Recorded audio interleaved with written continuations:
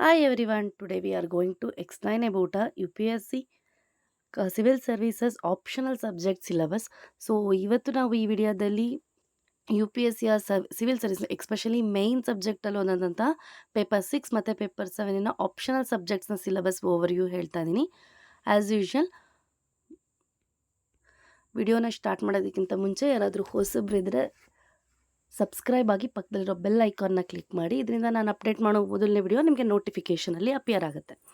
And so ಇದಕ್ಕೆ ಮುಂಚೆ optional subject ಬಿಟ್ಟು paper 1 2 paper A B up to paper 4 ತನಕ ಎಲ್ಲಾದರೂ ಸಿಲಬಸ್ ವೀಡಿಯೋಸ್ನ ಮಾಡಿ ಹಾಕಿದ್ದೀನಿ. ಯಾರು ನೋಡಿಲ್ಲ ಡಿಸ್ಕ್ರಿಪ್ಷನ್ ಬಾಕ್ಸಲ್ಲಿ ಲಿಂಕ್ ಇರುತ್ತೆ, ಒಂದು ಸರಿ ಕ್ಲಿಕ್ ಮಾಡಿ ಹೋಗಿ ನೋಡ್ಕೊಂಡು ಬನ್ನಿ. Then you got to know the syllabus of the mains. So ಈ ಇಡೀ ವಿಡಿಯೋದಲ್ಲಿ ನಾವು ಜಸ್ಟ್ ಒಂದು overview paper 6 paper 1 2 optional paper 1 2 which is nothing but U P S C civil services paper 6 ಮತ್ತು ಪೇಪರ್ 7 ಎರಡೂ ಕೂಡ ಆಪ್ಷನಲ್ ಸಬ್ಜೆಕ್ಟ್ಸ್ ಪೇಪರೇ, ಎರಡು descriptive ಪೇಪರೇ. So ಅದರ ಓವರ್ವ್ಯೂನ ಹೇಳ್ತಾ ಇದ್ದೀನಿ. And as usual the UPSC's examination is nothing but the most prestigious examination of India, which consists of 3 stages: prelims, mains, interview. So UPSC civil services examinations most prestigious examination. And ಇದರಲ್ಲಿ 3 ಹಂತ ಇದೆ, ಒಂದು prelims, mains, interview. So ಪ್ರಿಲಿಮ್ಸ್ದು ಕೂಡ video ಮಾಡಿದ್ದೀನಿ, ಯಾರು ನೋಡಿಲ್ಲ ಒಂದ್ಸರಿ ನೋಡ್ಕೊಂಡು ಬನ್ನಿ. ಮೇನ್ಸಲ್ಲಿ 9 ಪೇಪರ್ಗಳಿರ್ತವೆ. ಪೇಪರ್ ಎ, ಪೇಪರ್ ಬಿ ಮತ್ತು paper 1 2 up to paper 7. Paper 1 to paper 5 is a general studies paper, ಅದರದ್ದು ಕೂಡ ವಿಡಿಯೋ ಮಾಡಿದ್ದೀನಿ. ಪೇಪರ್ 6 ಮತ್ತು ಪೇಪರ್ 7 ಇರೋದು ಅವೆರಡೂ ಕೂಡ ಆಪ್ಷನಲ್ ಪೇಪರ್ಸ್. ಸೊ ಆ 2 ಆಪ್ಷನಲ್ ಸಬ್ಜೆಕ್ಟ್ ಯಾವ್ದು ಬೇಕಾದ್ರೂ ನಾವು ಸಬ್ಜೆಕ್ಟ್ನ ಚೂಸ್ ಮಾಡ್ಬೋದು. ಫ್ರಮ್ ಈ 2025 ಯು ಪಿ ಎಸ್ ಸಿ 2025ಇಂದ ಅದನ್ನು ಪ್ರಿಲಿಮ್ಸಲ್ಲೇ ಅಪ್ಲಿಕೇಶನ್ ಹಾಕುವಾಗಲೇ ಅಪ್ಲೈ ಮಾಡೋದಕ್ಕೆ ನಮ್ಗೆ ಆಪ್ಷನ್ ಕೊಟ್ಟಿದ್ದಾರೆ. ಇದಕ್ಕೆ ಮುಂಚೆವರೆಗೂ up to 2024 U P S ಸಿವರೆಗೂ ಮೇನ್ಸಿಗೆ ಬಂದಮೇಲೆ ಪ್ರಿಲಿಮ್ಸ್ ಕ್ಲಿಯರ್ ಆದವರು ಮೇನ್ಸ್ಗೆ ಯಾರು ಅಪ್ಲೈ ಮಾಡ್ತಾರೆ ಅವರಿಗೆ ಅಪ್ಲೈ ಮಾಡೋ ಆಪ್ಷನ್ ಇತ್ತು. ಮುಂಚೆ ಜಸ್ಟ್ ಸೆಲೆಕ್ಟ್ ಮಾಡ್ತಿದ್ವಿ, ಬಟ್ ಕ್ಲಿಯರ್ ಆಗಿ ಅದನ್ನು ಹೇಳ್ತಿರ್ಲಿಲ್ಲ ಅಷ್ಟೇ. ಬಟ್ ಇವಾಗಲಿಂದ ಅದನ್ನು ಅಪ್ಲೈ ಮಾಡ್ಬೋದು, ನಮಗೆ ಬೇಕಾದ ಸಬ್ಜೆಕ್ಟ್ಗಳನ್ನ ತೊಗೊಳ್ಬೋದು. ಅವರು ಆಪ್ಷನ್ಸ್ ಕೊಟ್ಟಿರ್ತಾರೆ ಇಷ್ಟು ಅಂತ. ಆ್ಯಂಡ್ ಯಾಕೆ optional subject is very important, ಇದು ಎರಡು ಪೇಪರ್ನು ಸೇರಿ 500 marks. Paper 1 and 2 each 250 which is nothing but paper 6 250 marks ಇರುತ್ತೆ, ಪೇಪರ್ 7 ಕೂಡ 250 ಮಾರ್ಕ್ಸ್ ಇರುತ್ತೆ. Both are descriptive papers. And ಈ ಒಂದು ಪೇಪರ್ ಯಾಕೆ ಇಂಪಾರ್ಟೆಂಟ್ ಅಂದರೆ ಇದು ಸಿಗ್ನಿಫಿಕೆಂಟ್ ಪೇಪರ್. ಯಾಕಂದರೆ ನಾವು ಚೂಸ್ ಮಾಡ್ಬೋದು, ಅವ್ರು ಕೊಟ್ಟಿರಲ್ಲ ಸಿಲೆಬಸ್, ನಾವು ಸಬ್ಜೆಕ್ಟ್ನ ಚೂಸ್ ಮಾಡಿ ಆ ಸಬ್ಜೆಕ್ಟ್ಗೆ ಸಪ್ರೇಟ್ ಸಿಲೆಬಸ್ ಅವ್ರು ಕೊಟ್ಟಿರ್ತಾರೆ, ಆ ಸಬ್ಜೆಕ್ಟ್ಗೆ ನಾವು ಓದಿ ಬರೆದಿರ್ತೀವಿ. ಸೊ ನಮ್ಗೆ ಇಷ್ಟವಾದ ಸಬ್ಜೆಕ್ಟ್ನ ಸೆಲೆಕ್ಟ್ ಮಾಡ್ಕೊಂಡಿರೋದನ್ನ ನಮ್ಮ ಫೈನಲ್ ರ್ಯಾಂಕಿಂಗಿಗೆ ತುಂಬ ಇಂಪ್ಯಾಕ್ಟ್ ಮಾಡುತ್ತೆ. And we have to choose that very wisely based on the interest, background and scoring. ಯಾಕೆ ಈ ಪಾಯಿಂಟ್ ಹಾಕಿದ್ದೀನಿ ಅಂತಂದರೆ, ಸೊ ಅದನ್ನು ಕೆಲವರು ಬಿಡು ಹೊಸ ಫಾರ್ ಎಕ್ಸಾಂಪಲ್ ನಾವು ಸೈನ್ಸ್ ಬ್ಯಾಕ್ಗ್ರೌಂಡಿಂದ ಇರ್ತೀವಿ, ಫಿಸಿಕ್ಸ್, ಕೆಮಿಸ್ಟ್ರಿ, ಬಯಾಲಜಿ ಈ ಬ್ಯಾಕ್ಗ್ರೌಂಡಿಂದ, ಅಥವಾ ಪಿ ಯು ಅಲ್ಲಿ PCMB ಓದಿರ್ತೀವಿ, ಈ ಬ್ಯಾಕ್ಗ್ರೌಂಡಿಂದ ಇರ್ತೀವಿ. ಬಟ್ ಹೋಗಿ ಸೆಲೆಕ್ಟ್ ಮಾಡುವಾಗ ಜಿಯೋಗ್ರಫಿನೋ, ಸೋಷಿಯಲ್ ಅಡ್ಮಿನಿಸ್ಟ್ರೇಷನ್ ಅಥವಾ ಆಂಥ್ರೋಪಾಲಜಿ ಸೆಲೆಕ್ಟ್ ಮಾಡ್ಬಿಡ್ತೀವಿ. ಏನು ಬಿಡು ಹೊಸದು ಓದೋಣ ಏನಾಗಲ್ಲ ಅಂತ ಅಂದ್ಕೊಂಡು. ಬಟ್ ಈ ಬೇರೆ ಪೇಪರ್ಸ್ಗಳನ್ನ ಓದ್ತಾ ಅದನ್ನು ಓದೋದಕ್ಕೆ ನಮಗೆ ಹೊಸದನ್ನು ಕಲಿಯೋದಕ್ಕೆ ಅಷ್ಟು ಈಸಿ ಆಗೋಲ್ಲ. ಹಾಗಾಗಿ ಇದು ನಮ್ಮ ಫೈನಲ್ ರ್ಯಾಂಕಿಂಗಿಗೆ ಕೌಂಟ್ ಆಗೋದ್ರಿಂದ ಆ್ಯಸ್ ಇಟ್ ಈಸ್ ನಮಗೆ ಯಾವ ಸಬ್ಜೆಕ್ಟ್ ತುಂಬ ಚೆನ್ನಾಗಿ ಗೊತ್ತಿದೆ ಆ ಸಬ್ಜೆಕ್ಟನ್ನು ಸೆಲೆಕ್ಟ್ ಮಾಡೋದು ಇಟ್ಸ್ ಬೆಟರ್. ಸೊ ಹಾಗಾಗಿ ನಮ್ಮ ಇಂಟ್ರೆಸ್ಟ್ ಯಾವುದರಲ್ಲಿ, ನಮ್ಮ ಬ್ಯಾಕ್ಗ್ರೌಂಡ್ ಯಾವುದು ಬೇಸಸ್ ಇರುತ್ತೆ ಆ ಬೇಸಸ್ ಮೇಲೆ ಆಪ್ಷನಲ್ ಸಬ್ಜೆಕ್ಟ್ನ ಚೂಸ್ ಮಾಡಿ. ಆ್ಯಂಡ್ ಲಿಸ್ಟ್ ಕೊಟ್ಟಿದ್ದೀನಿ, ಮೇಯ್ನ್ ಲಿಸ್ಟನ್ನು ಮಾತ್ರ ಕೊಟ್ಟಿದ್ದೀನಿ ನಾನು. Anthropology, sociology, geography, history, political science, psychology, philosophy, public administration, literature in various languages. So Kannada, English ಯಾವ್ದು ಬೇಕಾದ್ರೂ ಲಿಟ್ರೇಚರ್ ತೊಗೊಳ್ಬಹುದು. ಇನ್ನೂ ಕೆಲವೊಂದಿದ್ದಾವೆ. ಸೊ ಇವು ಮೇಯ್ನ್ ಮೋಸ್ಟ್ ಆಫ್ ತೊಗೊಳ್ಳೋದನ್ನ ನಾನು ಹಾಕಿದ್ದೀನಿ. ಇನ್ನು ಕೆಲವರು ಅವ್ರು ಯಾವ ಟಾಪಿಕ್ ಓದಿರ್ತಾರೆ, like physics, chemistry, MSc physics ಮಾಡಿರ್ತಾರೆ, ಅಥವಾ MSc ಕೆಮಿಸ್ಟ್ರಿ, MSc ಬಾಟ್ನಿ ಮಾಡಿರ್ತಾರೆ. ಸೊ ಅದಕ್ಕೇನು ಸಪ್ರೇಟ್ ಬೇಸಸ್ ಇದೆ, ಅವ್ರನ್ನ ತೊಗೋತಾರೆ. ನಾನಿಲ್ಲಿ ಮೇಯ್ನ್ ಮೋಸ್ಟ್ ಇಂಡಿಯಾದಲ್ಲಿರೋ ಮೋಸ್ಟ್ ಆಸ್ಪಿರೆಂಟ್ಸ್ ಚೂಸ್ ಮಾಡೋ ಒಂದು 8 ಹಾಕಿದ್ದೀನಿ ಅಷ್ಟೇ. ಆ್ಯಂಡ್ ದೆನ್ ಸ್ಟ್ರಕ್ಚರ್ ಯಾವ ಥರ ಇರುತ್ತೆ, ಆಪ್ಷನಲ್ ಪೇಪರ್ಸ್ನ ಸ್ಟ್ರಕ್ಚರ್ ಯಾವ ಥರ ಇರುತ್ತೆ. ಸೊ ಪೇಪರ್ 1ಗೆ ಆ್ಯಕ್ಚುಲಿ ಕೋರ್ ಕಾನ್ಸೆಪ್ಟ್ಸ್ಗಳು ಅಥವಾ ಥಿಯರಿಟಿಕಲ್ ಫೌಂಡೇಶನ್ಸ್ ಇರುತ್ತೆ. ಫಾರ್ ಎಕ್ಸಾಂಪಲ್ ಫಿಸಿಕ್ಸ್ನ ನಾನು ಚೂಸ್ ಮಾಡಿದ್ದೀನಿ ಅಂತಂದರೆ ಅದರ ಕೋರ್ ಸಬ್ಜೆಕ್ಟ್, ಬೇಸಿಕ್ ಸಬ್ಜೆಕ್ಟ್ಸ್ ಏನೇನಿದ್ದಾವೆ, ಅಪ್ಲಿಕೇಶನ್ ಲೆವೆಲ್ಸ್ದಲ್ಲಿ ಯಾವುದು, like for example velocity apply ಮಾಡಿದ್ರೆ ಏನಾಗುತ್ತೆ, ಆ ಥರದ್ದೆಲ್ಲ ಬೇಸಿಕ್. ತೀರಾ ಬೇಸಿಕ್ ಅನ್ನೋಕ್ಕಿಂತ ಕೋರ್ ಸಬ್ಜೆಕ್ಟ್, ಕೋರ್ ಕಾನ್ಸೆಪ್ಟ್ಸ್ಗಳು, ಥಿಯರಿಟಿಕಲ್ ಫೌಂಡೇಶನ್ಸ್ ಏನು ಓದಿರ್ತೀವಲ್ವ up to 6th to 12th most of ನಾವು ಫಿಸಿಕ್ಸ್ ಏನು ಓದಿರ್ತೀವಿ ಆ ಫಿಸಿಕ್ಸ್ ಬೇಸಿಸ್ ಕ್ವಶನ್ಸ್ಗಳು ಬರುತ್ತೆ. ಆ್ಯಂಡ್ ಪೇಪರ್ 2ನಲ್ಲಿ ಸೇಮ್ ಟಾಪಿಕ್ಗಳೇ, ಬಟ್ ಆದರೆ ಅಪ್ಲಿಕೇಶನ್ ಲೆವೆಲಲ್ಲಿ ಬರುತ್ತೆ. ಫಾರ್ ಎಕ್ಸಾಂಪಲ್ ಫಿಸಿಕ್ಸೇ ತೊಗೊಂಡಿದ್ದೀವಿ ಅನ್ನೋದಾದರೆ ಫಿಸಿಕ್ಸಲ್ಲಿ application level, like present current ಅಫೇರ್ಸ್ನ ಕೂಡ ಅದರಲ್ಲಿ ಆ್ಯಡ್ ಮಾಡೋ ಆಪ್ಷನ್ಸ್ ಇರುತ್ತೆ. DRDOದಲ್ಲಿ ಬೇರೆ ಏನೋ ಒಂದು ರಿಸರ್ಚ್ ಮಾಡಿದ್ರು, ಅನಾಲಿಸಿಸ್ ಮಾಡಿದ್ರು, ಅಥವಾ ಏನೋ ಒಂದು ಕಾಂಪ್ಯಾಕ್ಟ್ ಮಿಷನ್ಸ್ಗಳನ್ನ ಕ್ರಿಯೇಟ್ ಮಾಡಿದ್ರು, ಅದೊಂದು ಹೊಸ ಲಘು ಯುದ್ಧ ವಿಮಾನ, ಲೈಟ್ ಕಾಂಪ್ಯಾಕ್ಟ್ ಫ್ಲೈಟ್ಸ್ಗಳನ್ನ ಕ್ರಿಯೇಟ್ ಮಾಡಿದ್ರು, ಈ ಥರದ್ದಿರಬಹುದು. ಅಥವಾ ರೀಸೆಂಟಾಗಿ ನಾವು ಹೈಪರ್ ಲೂಪ್ ಮಾಡ್ತಾ ಇದ್ದೀವಿ, ಅದರ ಬಗ್ಗೆ ಇರ್ಬೋದು. ಸೊ ಈ ಥರ ಅಪ್ಲಿಕೇಶನ್ ಲೆವೆಲಲ್ಲಿ ಅದಕ್ಕೆ ನಾನು ಹಾಕ್ತೀನಿ mostly related to the Indian contest. So Indian ಕಾಂಟೆಸ್ಟಿನ ಬೇಸಿಸ್ ಮೇಲೆ ಹಾಕ್ತಾರೆ. ಸೊ ಅದನ್ನು ನಾನೆಲ್ಲ ಹಾಕಿದ್ದೀನಿ ಪೇಪರ್ 2ನಲ್ಲಿದು. ಸೊ ಹೇಳಿದ್ನಲ್ಲ, both of descriptive in nature. For example, ನಾನು ಎಕ್ಸಾಂಪಲ್ಗೆ ಜಿಯೋಗ್ರಫಿಯನ್ನು ತೊಗೊಂಡಿದ್ದೀನಿ ಇಲ್ಲಿ ಆಪ್ಷನಲ್ ಸಿಲೆಬಸ್ ಆಗಿ. ಸೊ ಪ್ರತಿಯೊಂದಕ್ಕೂ ಅದರದ್ದೇ, ಈಗ ಫಾರ್ ಎಕ್ಸಾಂಪಲ್ ನಾನು ಫಿಸಿಕ್ಸೇ ತೊಗೊಂಡ್ರು ಅದರಲ್ಲೂ ಪೇಪರ್ 1ಗೆ ಬೇರೆ, ಪೇಪರ್ 2ಗೆ ಬೇರೆ ಸಿಲೆಬಸ್ ಸಿಗುತ್ತೆ ನಮಗೆ. ಇಲ್ಲಿ ನಾನು ಎಕ್ಸಾಂಪಲ್ ಅವ್ರ ವೆಬ್ಸೈಟಲ್ಲೇ ಹೋದರೂ ಸಿಗುತ್ತೆ ನಿಮಗೆ. ಎಕ್ಸಾಂಪಲ್ಗೆ ಜಿಯೋಗ್ರಫಿನ ತೊಗೊಂಡಿದ್ದೀನಿ. ಸೊ ಪೇಪರ್ 1ನಲ್ಲಿ ಯಾವುದ್ರ ಬಗ್ಗೆ ಕೇಳ್ಬೋದು ಅಂತಂದರೆ physical geography, human geography. So physical ಮಾತ್ರ ಕೇಳ್ತಾರ, physical geography which is nothing but basic geography. So basic ಈ ಫಿಸಿಕಲ್ ನಮಗೆ ಪೊಲಿಟಿಕಲ್ ಜಿಯೋಗ್ರಫಿಗಿಂತ ನಮಗೆ ಫಿಸಿಕಲ್ ಎಲ್ಲಿ ಏನು, ಯಾವ ಬಾರ್ಡ್ರು ಯಾವುದ್ರಲ್ಲಿ ಶೇರ್ ಆಗ್ತಾ ಇದೆ, ಯಾರ ಜೊತೆ ಯಾರ ಬಾರ್ಡ್ರ್ ಶೇರ್ ಆಗ್ತಾ ಇದೆ, ಇವುಗಳು ನಮಗೆ ತುಂಬ ಇಂಪಾರ್ಟೆಂಟ್. ಸೊ ಇಲ್ಲ ಯಾವುದೋ ಒಂದು ದೇಶ, for example South Africa, Madagascar South ಆಫ್ರಿಕಾದ ಪಾರ್ಟ ಅಲ್ವಾ, ಲೈಕ್ ದಿಸ್.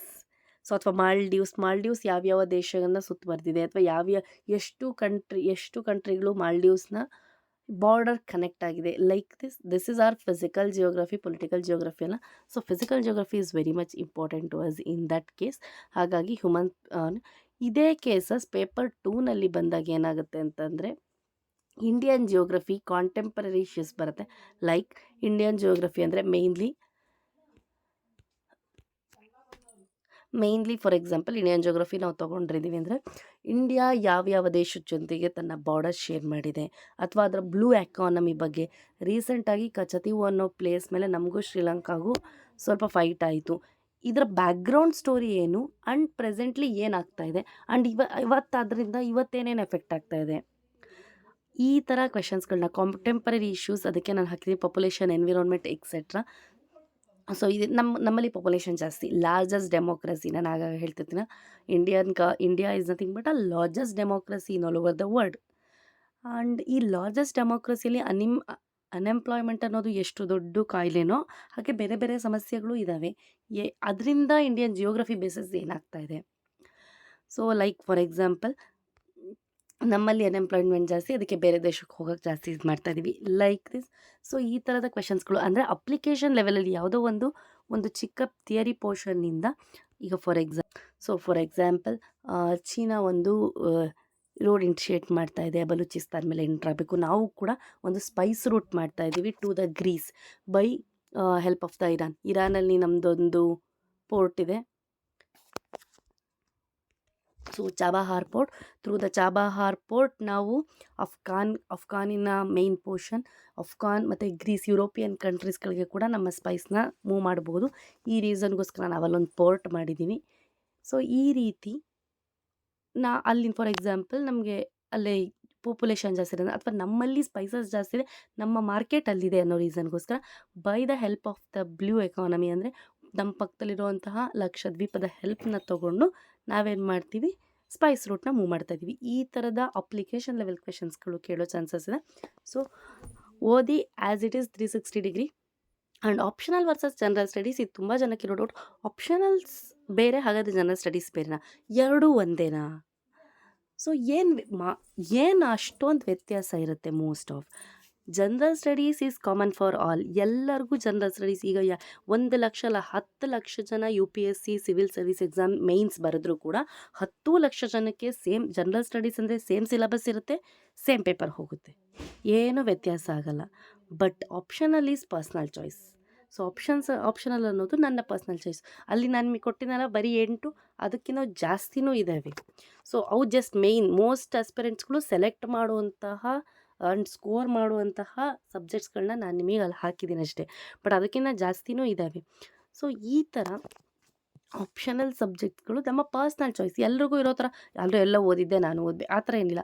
ನಮಗೆ ಯಾವುದ್ರಲ್ಲಿ ಡೆಪ್ತ್ ನಾಲೆಡ್ಜ್ ಇದೆ ಅಥವಾ ನಾವು ಯಾವುದು ನಮ್ಮ ಬ್ಯಾಕ್ಗ್ರೌಂಡ್ ಚೆನ್ನಾಗಿದೆ ಅದರಲ್ಲಿ ನಾವು ಆಪ್ಷನಲ್ ಸಬ್ಜೆಕ್ಟ್ನ ತೊಗೊಳ್ಬೋದು. This is also plus point as well as minus point. So ಇದು ನಮ್ಮ ಅಡ್ವಾಂಟೇಜು ಹೌದು, ಕೆಲವೊಮ್ಮೆ ಡಿಸ್ಅಡ್ವಾಂಟೇಜ್ ಕೂಡ ಹೌದು. Then depth in optional subject is needed. ಹೇಳದ್ನಲ್ಲ, ನಮ್ಮ ಬ್ಯಾಕ್ಗ್ರೌಂಡ್ ಮುಖಾಂತರ ನಾವು ಸೆಲೆಕ್ಟ್ ಮಾಡಿಕೊಂಡ್ರೆ ಆಬ್ವಿಯಸ್ಲಿ ನಾವು ಆ ಟಾಪಿಕ್ಕಿನ ಡೆಪ್ತನ್ನು ಟಚ್ ಮಾಡಿರ್ತೀವಿ. ಹಾಗಾಗಿ ಇಲ್ಲ ಆ ಟಾಪಿಕನ್ನು ಆಲ್ರೆಡಿ ಓದಿರೋದು ತೊಗೊಂಡ್ರೆ ಆ ಟಾಪಿಕ್, ಇಲ್ಲ ನಾವು ಓದಿಲ್ಲ ಹೊಸದೇನೋ ತೊಗೋತೀವಿ ಅಂತಂದರೆ ಓಕೆ, ವೆಲ್ ಆ್ಯಂಡ್ ಗುಡ್. ಆ ಟಾಪಿಕ್ಕಿನ ಡೆಪ್ತು, ಆಳ ಅಗಲ ಎರಡೂ ಕೂಡ 360 ಡಿಗ್ರಿ, ಲೆಂತ್ ಆ್ಯಂಡ್ ವಿಡ್ತ್ ಎರಡೂ ಕೂಡ ಕವರ್ ಅಪ್ ಮಾಡೋ ಜವಾಬ್ದಾರಿ ನಿಮ್ಮದು ಅಷ್ಟೇ.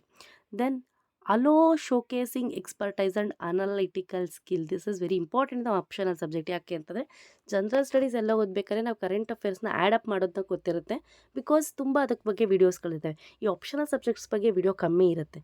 ಸೊ ಯಾವುದು ಎಕ್ಸ್ಪರ್ಟೈಸ್ ಇದೆ, ಯಾವ ಟಾಪಿಕಿಗೆ ಯಾವುದು, ಇದನ್ನು ನಾವೇ ಅನಲೈಸ್ ಮಾಡಬೇಕು, ನಾವೇ ಥಿಂಕ್ ಮಾಡಬೇಕು. ಯಾರು ಎಕ್ಸ್ಪರ್ಟೋ ಅವ್ರನ್ನೇ ಹೋಗಿ ಕಾಂಟ್ಯಾಕ್ಟ್ ಮಾಡಬೇಕಾಗುತ್ತೆ. ಹಾಗಾಗಿ ಜನರಲ್ ಸ್ಟಡೀಸ್ ಪೇಪರ್ಗೂ ಆಪ್ಷನಲ್ಸ್ಗೂ ಅಷ್ಟು ವ್ಯತ್ಯಾಸ ಇಲ್ದಿದ್ರು ಕೆಲವೊಂದು ಪಾಯಿಂಟ್ಸ್ಗಳಲ್ಲಿ ವ್ಯತ್ಯಾಸ ಇದೆ, ಅದನ್ನು ಮಾತ್ರ ನಾನು ಮೆನ್ಷನ್ ಮಾಡಿದ್ದೀನಿ. ಆ್ಯಂಡ್ ರೈಟ್ ಆಪ್ಷನಲ್ ಸಬ್ಜೆಕ್ಟ್ನ ಚೂಸ್ ಮಾಡೋದಕ್ಕೆ ಕೆಲವೊಂದು ಟಿಪ್ಸ್ ಹಾಕಿದ್ದೀನಿ. This is good for me. So ನನಗೇನು ಸರಿ ಅನಿಸಿದೆ ನಾನು ಅದನ್ನು ಹಾಕಿದ್ದೀನಿ. If you good at this you can use, otherwise you can choose your own path. So ನಿಮಗೆ ಓಕೆ ಅನ್ನೋದನ್ನ ಕಂಟಿನ್ಯೂ ಮಾಡಿ, otherwise you can choose your own. So ಯಾವ ಟಾಪಿಕ್ ಮೇಲೆ, ಯಾವ ಸಬ್ಜೆಕ್ಟ್ ಮೇಲೆ ನಿಮಗೆ ಇಂಟ್ರೆಸ್ಟ್ ಇರುತ್ತೆ, ನಿಮಗೆ ಫೆಮಿಲಿಯರ್ ಇರುತ್ತೆ. ಫಾರ್ ಎಕ್ಸಾಂಪಲ್, ನೀವು ಆರ್ಟ್ಸ್ ಬ್ಯಾಕ್ಗ್ರೌಂಡಿಂದ ಬಂದಿರ್ತಾರೆ, history is a familiar topic, but still you took a anthropology or geography. So history ಗೊತ್ತಿರೋರಿಗೆಲ್ಲ ಜಿಯೋಗ್ರಫಿ ಎರಡೂ ಸೋಷಿಯಲೇ, history geography both are social, but ಎರಡೂ ಒಂದೇ ಟಾಪಿಕ್ ಅಲ್ಲ. ಸೊ ನಿಮಗೆ ಯಾವ ಟಾಪಿಕ್ ಮೇಲೆ ಇಂಟ್ರೆಸ್ಟ್ ಇದೆ ಆ್ಯಂಡ್ ಆ್ಯಸ್ ಸೂನ್ ಫೆಮಿಲಾರಿಟಿ ನಿಮ್ಗೆ ಯಾವ ಸಬ್ಜೆಕ್ಟು ಜಾಸ್ತಿ ಇದೆ, ಹಾಗಾಗಿ ಆ ಟಾಪಿಕನ್ನು ಚೂಸ್ ಮಾಡೋದು better. And availability of the resources and guidance. So ಕೆಲವೊಂದು ಟಾಪಿಕ್ ನಾವು ತೊಗೋತೀವಿ, ಆ ಟಾಪಿಕ್ಕಿಗೆ ರಿಸೋರ್ಸು ಕಮ್ಮಿ ಇರುತ್ತೆ, ಆ್ಯಸ್ ಇಟ್ ಈಸ್ ಗೈಡೆನ್ಸು ಕೊಡೋರಿರಲ್ಲ, ಕಮ್ಮಿ ಇರುತ್ತೆ. ಇರ್ತವೆ ಎಲ್ಲದಕ್ಕೂ resource guidance, because everything is in our finger tip. Still ಕೆಲವೊಂದಕ್ಕೆ ರಿಸೋರ್ಸು ತುಂಬ ಕಮ್ಮಿ ಇರುತ್ತೆ ಆ್ಯಂಡ್ ಗೈಡೆನ್ಸ್. ಎಲ್ಲದಕ್ಕೂ ರಿಸೋರ್ಸ್ ಇಟ್ಕೊಂಡೆ ನಾವು ಮೂವ್ ಆಗೋಕ್ಕಾಗಲ್ಲ, and only guidance is not enough.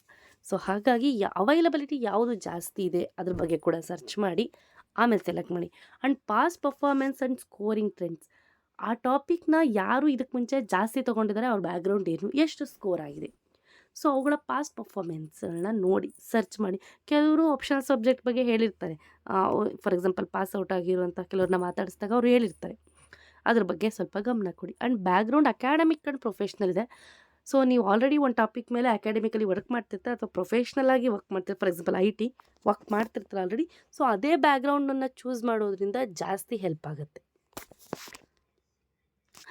Resources for optional subject. Most of optional subject resources ನಮ್ಮ NCERTನೇ ಇರುತ್ತೆ.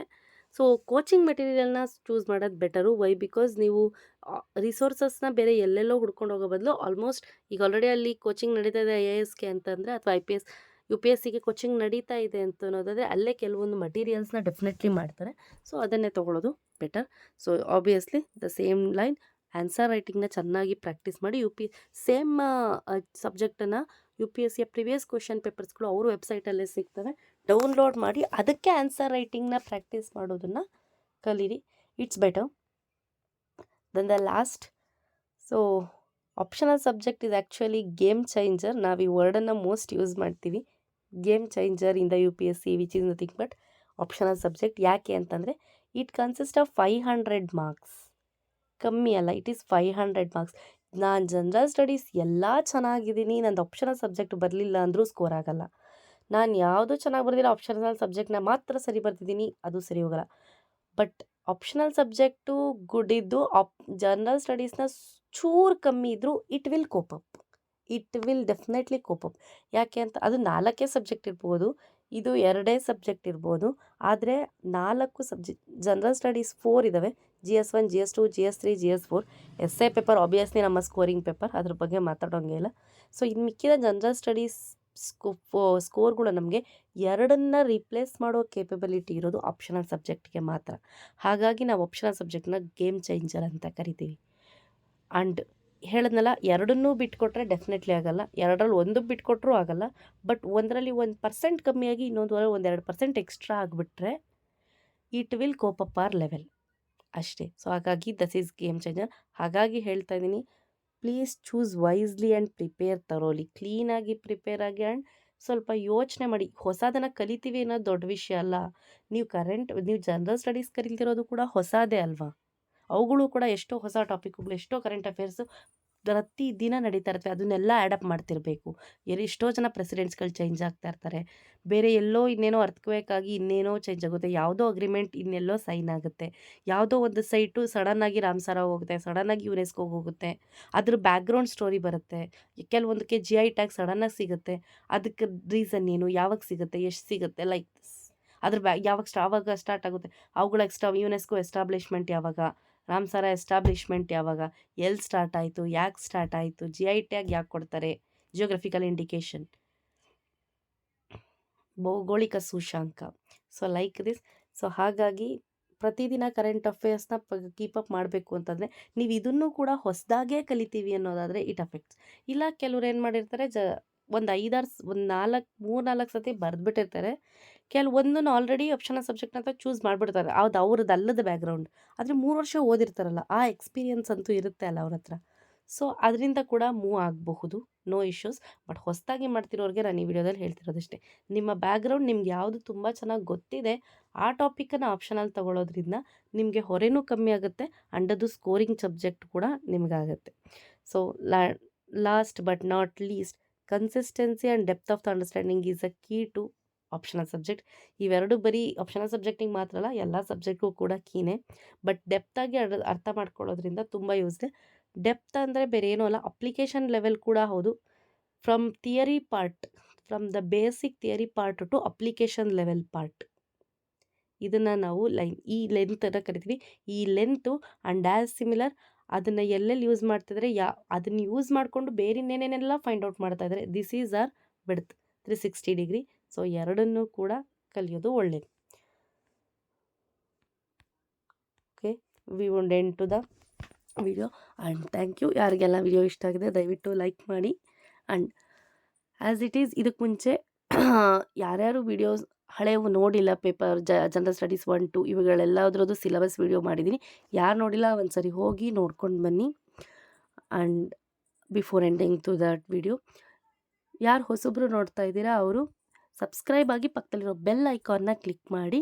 ಇದರಿಂದ ನಾನು ಅಪ್ಡೇಟ್ ಮಾಡೋ ಮೊದಲನೇ ವಿಡಿಯೋ ನಿಮಗೆ ನೋಟಿಫಿಕೇಷನಲ್ಲಿ ಅಪಿಯರ್ ಆಗುತ್ತೆ. Anyway, be study, get ready. Thank you. ಯಾಕಂದರೆ ನೆಕ್ಸ್ಟ್ ಮೇನಲ್ಲಿ ನಿಮಗೆ UPSC ಪ್ರಿಲಿಮ್ಸ್ ಎಕ್ಸಾಮಿನೇಷನ್ ಇದೆ. Be prepare for that. Thank you so much.